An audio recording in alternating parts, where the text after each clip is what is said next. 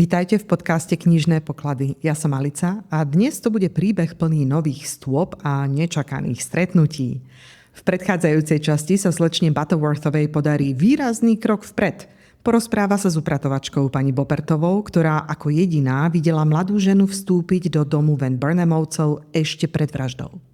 Z jej výpovede vyplynie, že žena prišla popoludní, nechala si otvoriť dvere do suterénu a v dome zostala sama. Pani Boppertová potvrdila aj to, že práve ona sama natiahla kuchynské hodiny, no salónne hodiny musela natiahnuť táto tajomná žena, čo presne určuje čas, kedy došlo k pádu políc.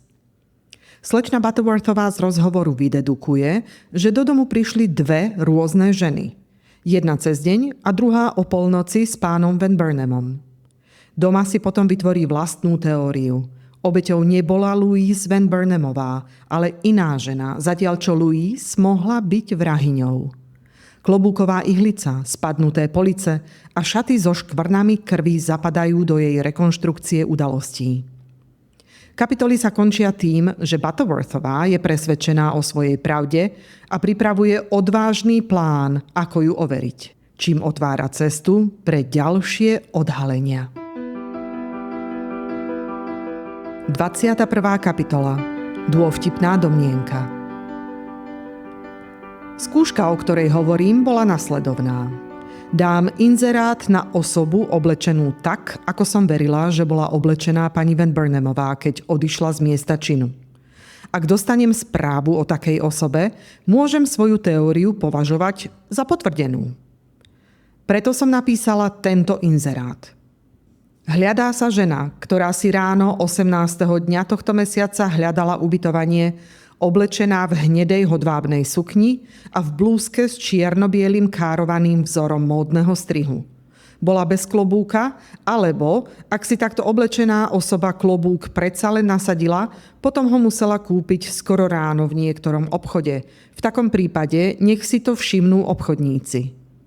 Osoba zodpovedajúca tomuto opisu je naliehavo hľadaná príbuznými a každému, kto podá spoľahlivú informáciu, bude vyplatená štedrá odmena.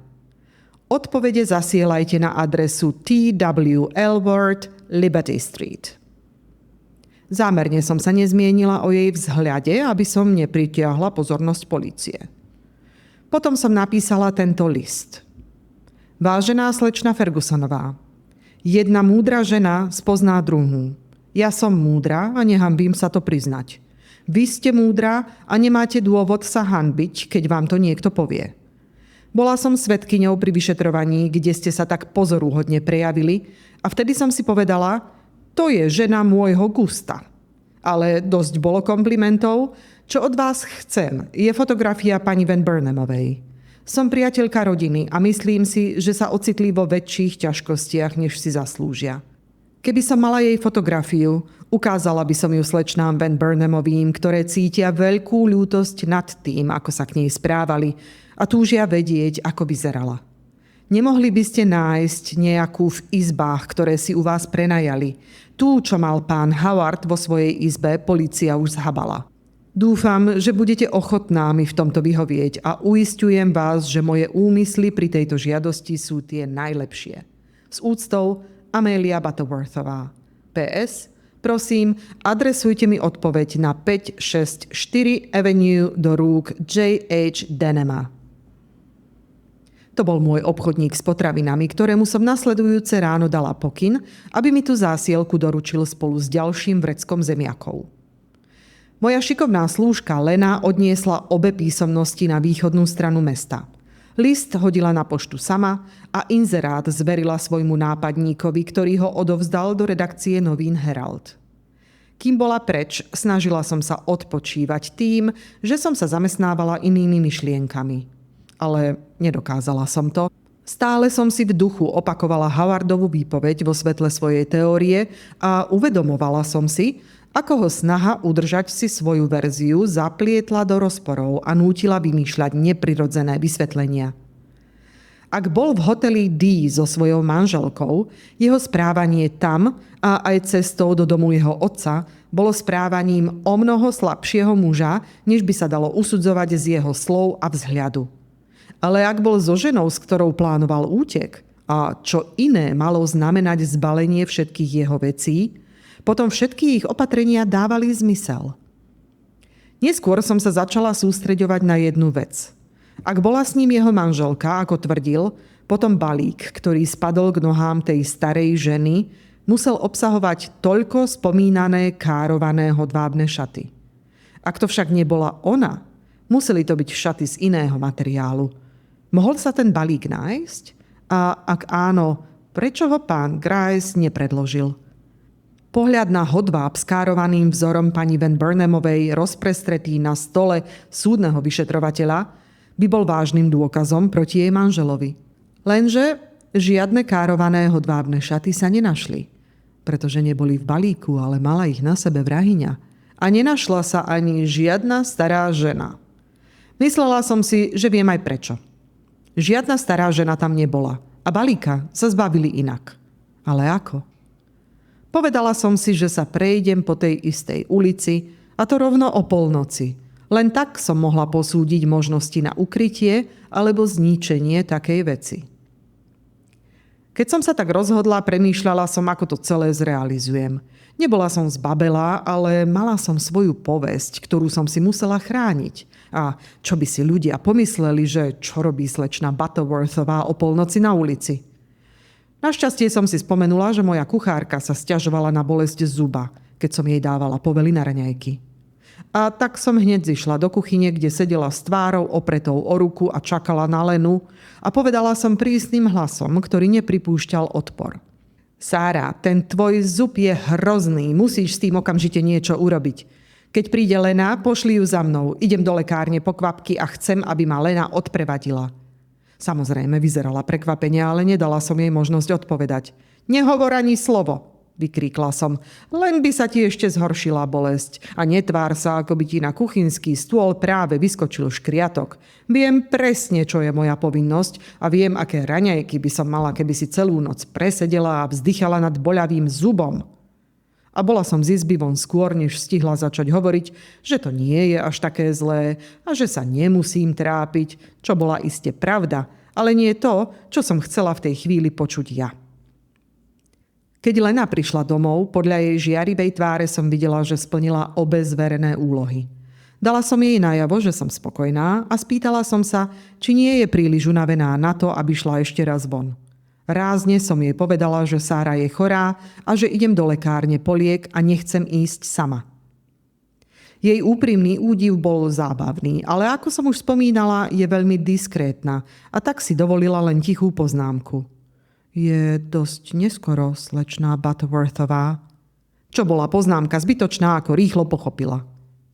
Nechcem do tohto rozprávania vnášať priveľa rečí o svojej spoločenskej úrovni, ale keď som sa ocitla na ulici len s Lenou, predsa len ma na chvíľu pochytil pocit, že moje správanie môže pôsobiť nevhodne. No myšlienka, že pracujem v záujme pravdy a spravodlivosti, ma posilnila a skôr, než som prešla 2 ulice, cítila som sa pod polnočnou oblohou rovnako doma, ako keby som sa v nedeľu popoludní vracala z kostola. Na 3. Avenue je lekáreň, kde zvyknem nakupovať. A tam som zdanlivo zamierila. Ale úmyselne som si zvolila cestu cez Lexington Avenue a 27. ulicu. A keď som prišla k bloku, kde bol ten záhadný pár videný, venovala som všetku svoju pozornosť možným úkrytom. Lena, ktorá kráčala za mnou ako tieň a bola zjavne príliš ohromená mojím výstrelkom, aby niečo povedala, sa mi v polovice ulice pritisla k boku a trasľavo ma chytila za ruku.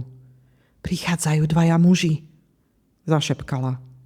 Ja sa mužov nebojím, odsekla som ostro. Bola to však odporná lož. Na takýchto miestach a za takýchto okolností sa mužov bojím. Hoci nie za bežných podmienok a nikdy tam, kde je jazyk jedinou zbraňou.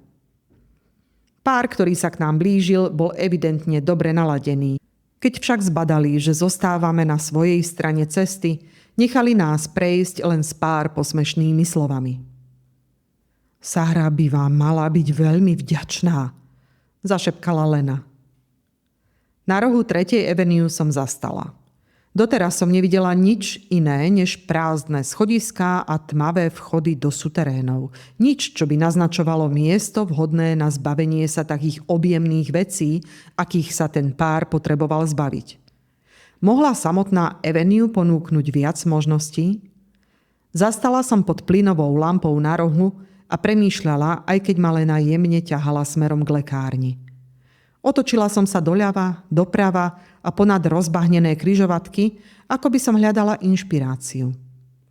Moja tvrdohlavá viera v správnosť vlastnej teórie ma vnútorne nútila trvať na tom, že nestretli žiadnu starú ženu a preto svoje balíky nepoložili len tak na ulicu. Dokonca som sa sama so sebou v duchu hádala, stojac tam medzi svištiacimi vozmi káblovej dráhy, zatiaľ čo Lena neustále ťahala moju ruku. Ak, pravila som si, bola s ním jeho manželka a celá vec nebola nič iné než hlúpy úlet, mohli to urobiť. Ale nebola to jeho manželka a hra, ktorú hrali, bola vážna, aj keď sa na nej smiali. A tak sa museli zbaviť týchto vecí spôsobom, ktorý ich tajomstvo ochráni. Kam ich teda mohli strčiť? Pri týchto slovách som uprela oči na jediný ešte otvorený a osvetlený obchod v mojom zornom poli. Bola to čínska práčovňa a cez predné okná som videla, ako jej majiteľ ešte stále žehlí. Ach, pomyslela som si, a tak som sa vyrútila cez ulicu, že Lena zalapala po dychu a skoro spadla na zem, keď sa ma v panike snažila dobehnúť. Nie, tade, zakričala. Slečna Butterworthová, idete zle. Ale ja som pokračovala rovno ďalej a zastavila som sa až pri práčovni. Mám tu niečo na vybavenie, vysvetlila som. Počkaj vo dverách, Lena, a netvár sa, ako by som sa zbláznila, lebo pri plnom vedomí som ešte nikdy nebola viac. Nemyslím, že ju to upokojilo. Blázni vraj nebývajú najlepšími odborníkmi na posudzovanie svojho vlastného duševného stavu. Ale bola tak zvyknutá poslúchať, že ustúpila, keď som otvorila dvere a vošla dnu. Prekvapenie na tvári úbohého Číňana, keď sa obrátil a zbadal pred sebou dámu v rokoch a nie práve obyčajného vzhľadu, ma na okamih zaskočilo. Ale ďalší pohľad mi ukázal, že jeho prekvapenie je neškodné a naberajúc odvahu, opýtala som sa s čo najväčšou zdvorilosťou, akej som bola schopná. Nezanechal vám tu pred pár dňami, približne v takomto nočnom čase, nejaký pán a žena so zahalenou tvárou balík? Nejaké šaty dať prať? Áno, madám, ešte hotové nie. Ona povedať prísť až o týždeň. Tak je to v poriadku. Tá dáma veľmi náhle zomrela a pán odcestoval. Budete musieť tie šaty podržať dlhší čas. Ja chcieť peniaze, nechcieť šaty? Ja vám za ne zaplatím, nezáleží mi na tom, či sú vyžehlené. Dať lístok? Dať šaty. Nedať lístok? Nedať šaty. To bol problém. Ale keďže som šaty nechcela ani tak vlastniť, ako sa na ne pozrieť, rýchlo som našla riešenie. Nechcem ich dnes v noci, povedala som. Chcela som sa len uistiť, že ich máte. Ktorú noc tu boli? V utorok v noci, veľmi neskoro. Milý pán, milá pani, ona chcieť rozprávať, milý pán ťahať ju preč. Ja nepočuť, či veľa hádka, všetko prať, pozrieť. Pokračoval ťahajúc kôš z kúta. Ešte nežehlené. Bola som celá v napätí, taká ohromená vlastnou prezieravosťou, že som odhadla práve toto miesto ako miesto, kde sa balík s bielizňou mohol stratiť na neurčito, že som len nemohľadela, keď vyťahoval kusy z koša. Pretože na základe kvality vecí, ktoré sa mi chystal ukázať, sa mohla definitívne vyriešiť otázka, ktorá ma už hodiny trápila. Ak by to boli jemné veci zahraničnej výroby, Howardov príbeh by bol pravdivý a všetky moje teórie by sa zosypali. Ak by to však boli obyčajné kusy, ktoré nosievajú americké ženy, moja domnienka o totožnosti ženy, ktorá ich tu nechala, by sa potvrdila a mohla by som ju považovať za obeť a Louise Van Burnamovú za vrahyňu, pokiaľ by neskôr ďalšie fakty nepreukázali, že vinníkom bol predsa len on. Lenin pohľad, ktorá na mňa úzkostlivo cibela cez sklá dverí, ma na chvíľu vyrušil. Keď som sa opäť pozrela, majiteľ práčovne predo mnou držal 2 či 3 kusy bielizne. Tie hneď prezradili pravdu. Neboli ani trochu jemné a mali ešte menej výšiviek, než som očakávala. Sú na nich nejaké značky?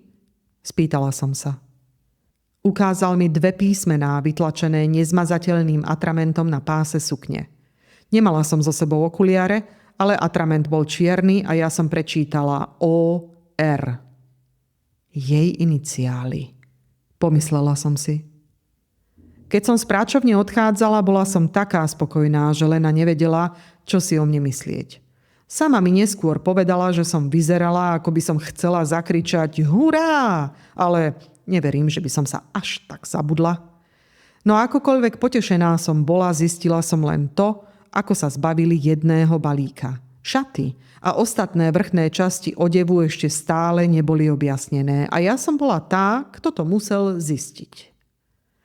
Bezmyšlienkovite sme sa pohli smerom k lekárni a práve sme boli pri obrubníku, keď som v myšlienkach dospela k tomuto bodu. Pred chvíľou trochu pršalo a po žľabe tiekol tenký prúd vody, ktorý sa vlieval do odtoku. Ten pohľad mi vyostril zmysly. Keby som sa chcela zbaviť niečoho, čo by ma mohlo usvedčiť, jednoducho by som to hodila do ústia jedného z týchto otvorov a jemne zatlačila nohou do kanála. Pomyslela som si. A bez najmenších pochybností, že som našla vysvetlenie zmiznutia druhého balíka, som pokračovala v ceste a rozhodla sa, že keby som mala políciu k dispozícii, dala by som tie kanály na všetkých 4 rohoch prehľadať. Po návšteve lekárne sme sa odviezli domov. Nemienila som vystaviť Lenu ani seba ďalšej polnočnej prechádzke po 27. ulici. 22. kapitola. Prázdna vizitka. Na druhý deň napoludnie mi Lena priniesla na tácke vizitku. Bola úplne prázdna. Slúžka slečny Van Burnamovej povedala, že ste si ju vypýtali. Oznámila skromne. Slúžka slečny Van Burnamovej má pravdu. Odvetila som, vzala vizitku a spolu s ňou aj novú dávku odvahy. 2 dní sa nedialo nič. Až potom prišla z kuchyne správa, že dorazil kôš zemiakov. Keď som sa na ní šla pozrieť, vytiahla som z neho veľkú štvorcovú obálku, ktorú som okamžite odniesla do svojej izby. Fotografia v nej nebola, za to list, ktorý znel takto. Vážená slečna Butterworthová, vašu priazeň, ktorú mi tak láskavo prejavujete, opätujem. Ľutujem, že vám nemôžem vyhovieť. V izbách pani Van Burnamovej sa nenašli nejaké fotografie. Možno to vysvetlí fakt, že o tieto priestory prejavil veľkú zvedavosť nový elegantný nájomník z New Yorku. Jeho záujem o túto konkrétnu časť domu bol taký veľký, že som ho odtiaľ nedokázala udržať inak, než zámkom. Ak tam nejaká fotografia pani Van Burnamovej bola, vzal ju on, lebo jednej noci náhle odišiel. Som však rada, že si so sebou nevzal nič iné. Rozhovory, ktoré viedol s mojou slúžkou, ma takmer prinútili prepustiť ju. Prosím o prepáčenie, že vás musím sklamať. S úctou, Susan Fergusonová. Tak teda. Zase som narazila na stopu ľudí pána Gricea. Nevadí, bez fotografie sa zaobídem, možno ju potrebuje on, ale nie Amelia Butterworthová. Bolo to vo štvrtok. V sobotu večer som sa však konečne dostala k dlho očakávanej stope. Prišla v podobe listu, ktorý mi doručil pán Elward. Náš rozhovor nebol práve príjemný. Pán Elward je chytrý a obratný muž. Inak by som ho nezamestnávala ako svojho právnika, ale nikdy mi celkom nerozumel. A vtedy, s týmto listom v ruke, mi rozumel ešte menej, čo ma prinútilo presadiť sa a vyústilo to do živej výmeny medzi nami. Ale to teraz nie je dôležité. Priniesol mi odpoveď na môj inzerát a ja som sa hneď začítala. Bol to list od nevzdelanej ženy s hrozným rukopisom aj pravopisom, preto len spomeniem jeho obsah, ktorý bol sám o sebe veľmi zaujímavý. Písateľka, podľa všetkého sa volala Berta Desbergerová, poznala osobu, ktorú som opísala a vedela mi o nej podať správy, ak by som prišla v nedeľu popoludní o 4:00 do jej domu na západnej 9. ulici. Že ak by som prišla, moja tvár musela prezradiť spokojnosť, lebo pán Aylward, ktorý ma pozoroval, ironicky poznamenal: Vy zjavne nevidíte v tom liste žiadne ťažkosti. A čo poviete na tento?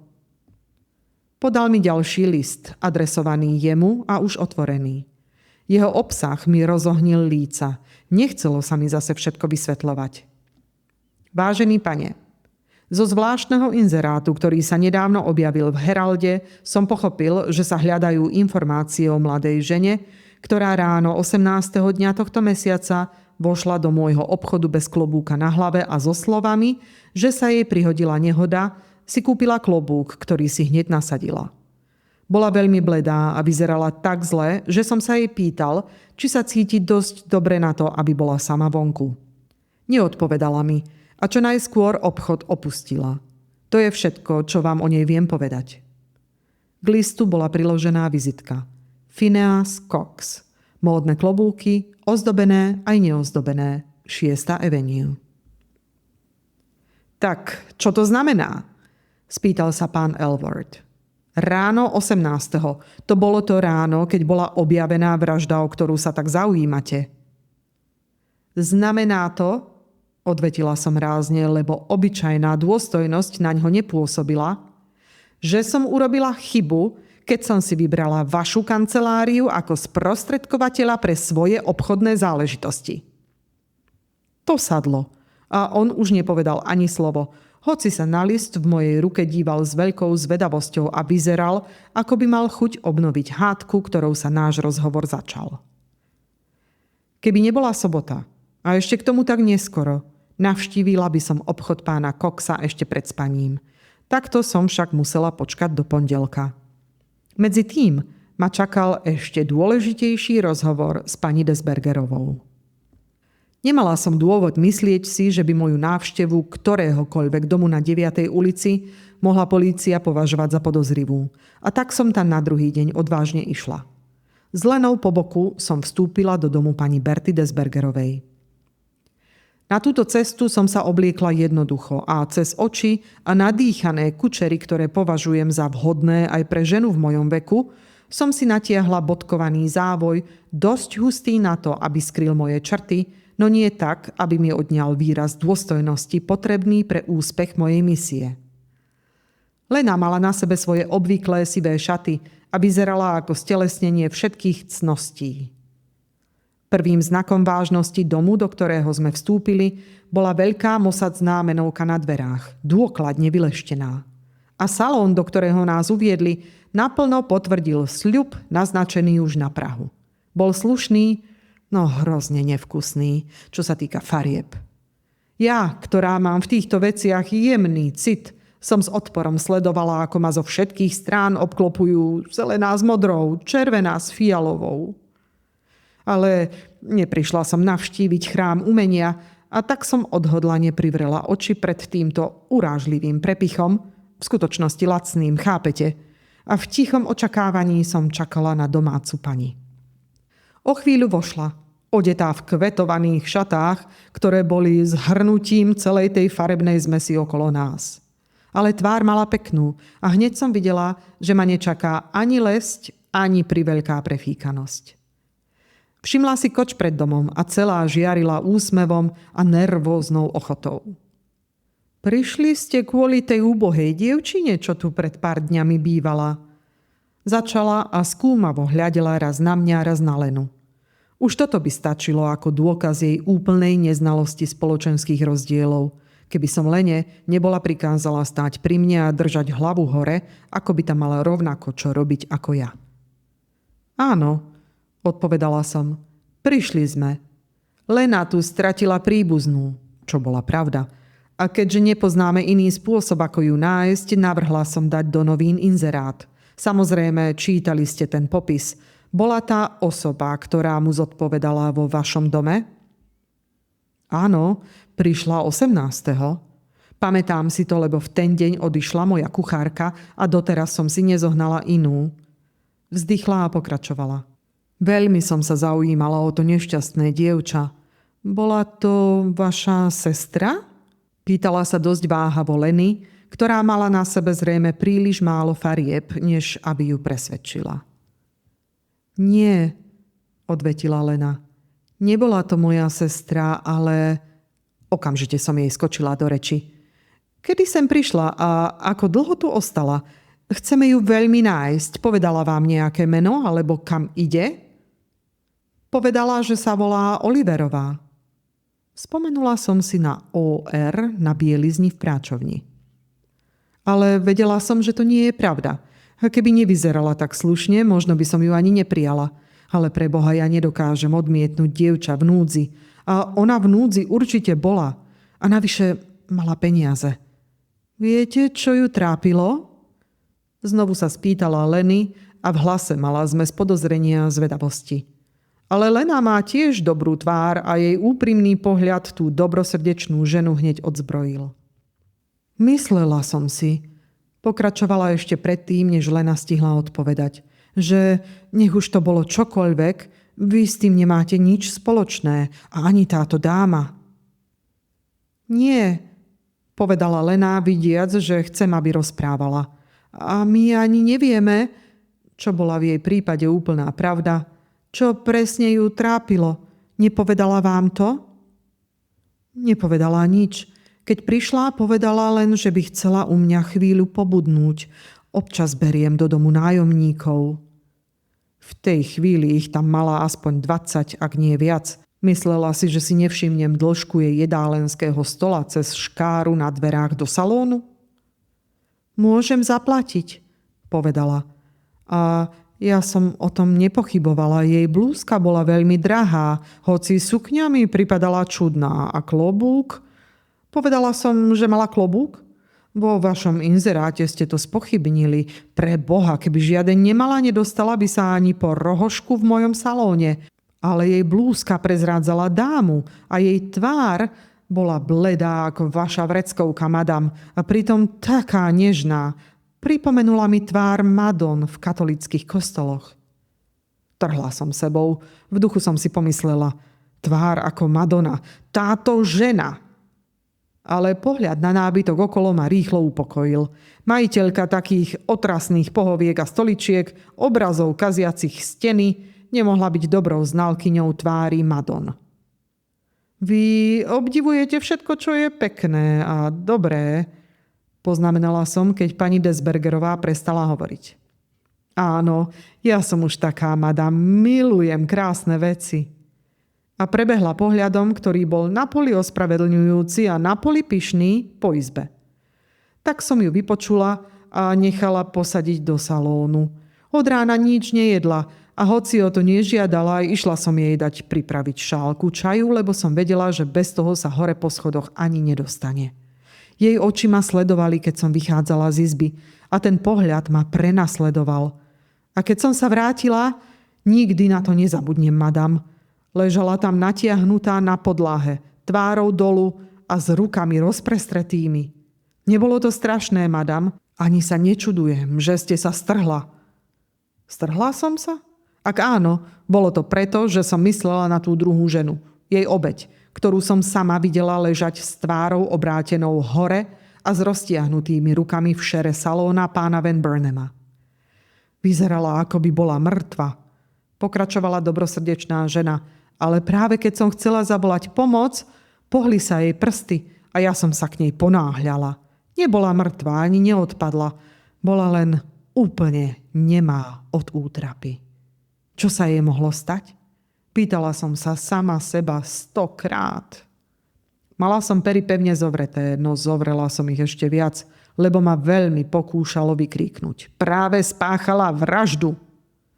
Ale nepovedala som ani slovo. A dobrá žena si určite myslela, že som tvrdšia ako kameň, lebo sa s pokrčením ramien obrátila k Lene a ešte prosebnejšie zopakovala.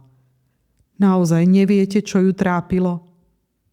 Samozrejme, chudera Lena nemala čo povedať a žena si len vzdychla.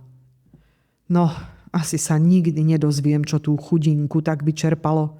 Ale nech to bolo čokoľvek, narobilo mi to dosť starostí, hoci sa nesťažujem, lebo na čo sme tu, ak nie na to, aby sme pomáhali a utešovali nešťastných.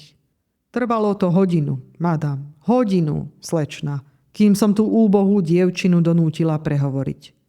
Ale keď sa mi to podarilo a donútila som ju vypiť čaj a zjesť kúsok hrianky, cítila som sa odmenená jej pohľadom plným vďačnosti a tým, ako sa ma chytila za rukáv, keď som sa od nej chcela vzdialiť. Bol to tento rukáv, madam. Vysvetlila a zdvihla zhluk pestrofarebných volánov a stužiek, ktoré mi ešte pred chvíľou pripadali smiešne, no vo svetle jej dobrosrdečnosti už stratili časť svojho pohoršujúceho vzhľadu. Úbohá Mary, zamrmlala Lena s obdivuhodnou duchaprítomnosťou. Aké meno ste to povedali? Zvolala pani Desbergerová, dychtivá dozvedieť sa všetko o svojej nedávnej záhadnej nájomníčke. Radšej by som si jej meno nechala pre seba, zaprotestovala Lena s plachosťou, ktorá dokonale ladila s jej nevinnou krásou. Ona vám ho nepovedala a ja si nemyslím, že by som mala ja. Dobrá Lena. A ani len netušila, v koho prospech a v akej veci hrá rolu, ktorú som jej určila. Myslela som, že ste povedali Mary, ale nebudem sa vás vypytovať. Ani jej som sa nevypytovala. Kde som prestala vo svojom rozprávaní? Ach, už viem. Nakoniec som ju predsa len prinútila hovoriť a potom som jej pomohla hore do izby, ale dlho tam nezostala. Keď som sa v čase obeda vrátila, musím vždy ísť na trh, nech sa deje čokoľvek.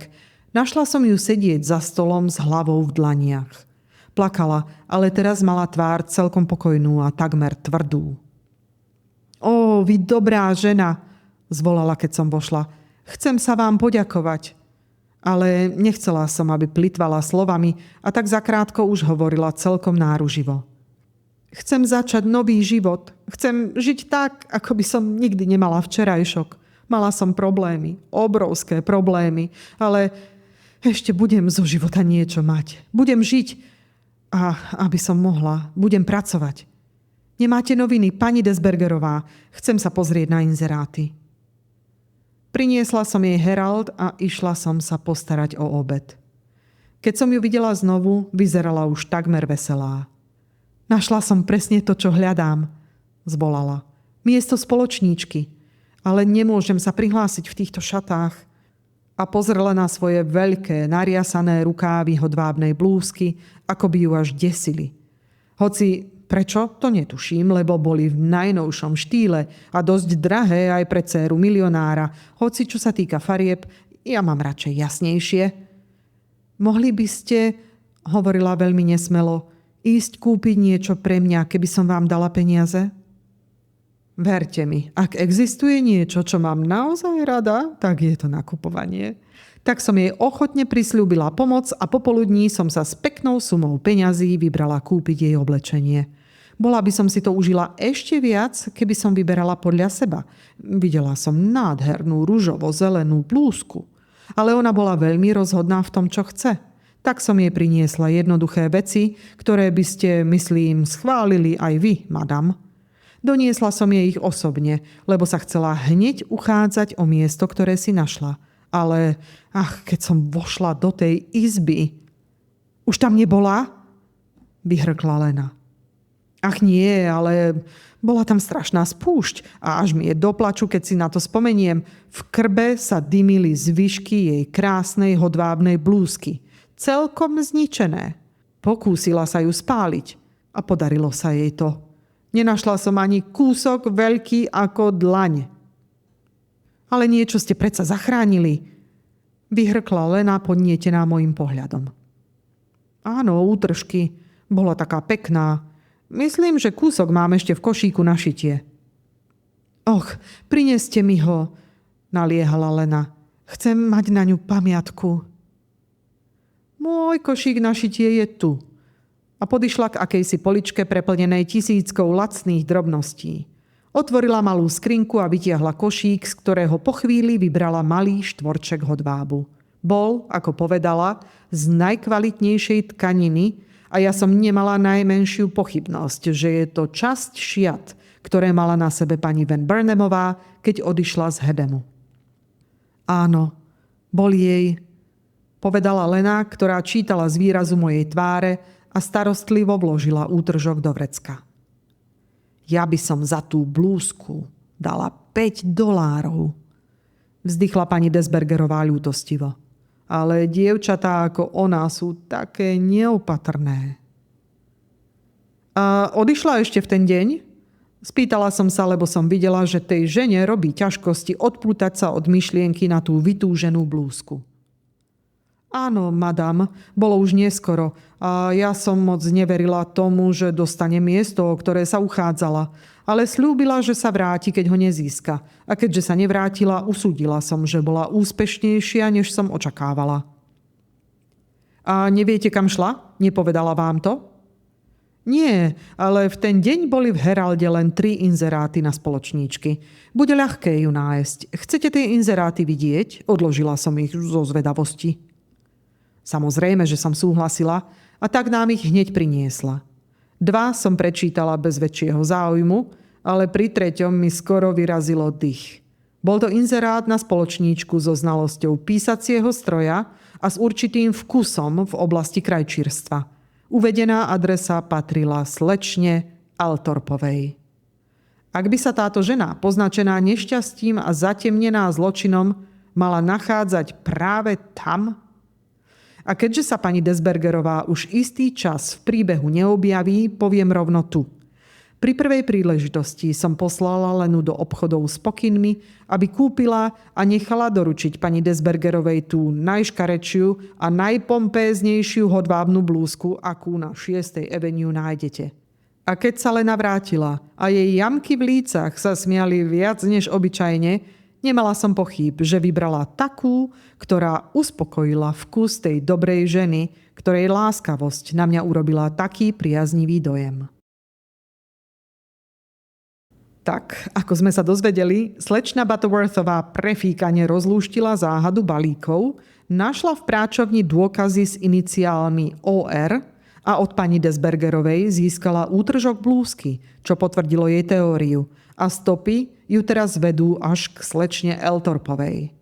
V ďalšej časti sa Amelia Butterworthová ocitne v dome mladej slečny Althorpovej, kde narazí na stopu vedúcu k žene ukrývajúcej sa pod cudzím menom. Zdá sa, že každý detail, od ticha v odľahlej izbe až po nenápadný predmet na stolíku, môže priniesť kľúč k rozlúšteniu záhady. Otázkou však zostáva, kto táto tajomná osoba v skutočnosti je a prečo pôsobí tak zronene i nebezpečne zároveň.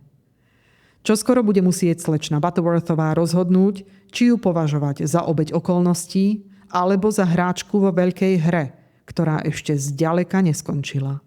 Počujeme sa opäť o týždeň. Nezabudnite si zapnúť odber a dovtedy sa majte múdro ako vaša obľúbená detektívka, trpezlivo ako čitateľ napínavej kapitoly a ostražito ako oko nad neuzavretou knihou. Alebo jednoducho tak, ako máte svoje knihy najradšej.